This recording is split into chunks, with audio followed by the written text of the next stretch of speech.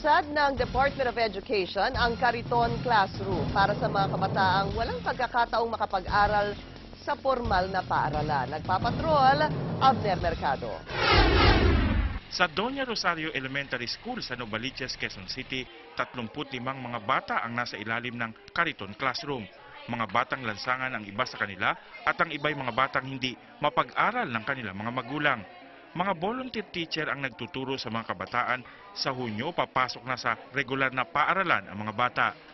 Napakaalaga po nito at namomotivate po natin ang gusto ang mga bata at pati po ang kanilang mga magulang.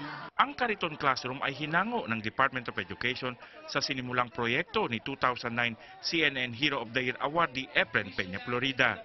Imbis na dadali natin sila doon sa formal na eskwelahan, dadali natin yung Kariton Classroom kung nasa saan sila. Ang gusto natin magkaroon ng edukasyon ang lahat ng mga bata, yung education for all. Bukod sa Quezon City, sinimula na din ng DepEd ang proyektong ito sa Pasig, Malabon at Caloocan. Sa Hunyo, balak din ng DepEd na palawakin ang programa para maisama ang lahat ng out-of-school youth. Abner Mercado, Patrol ng Pilipino.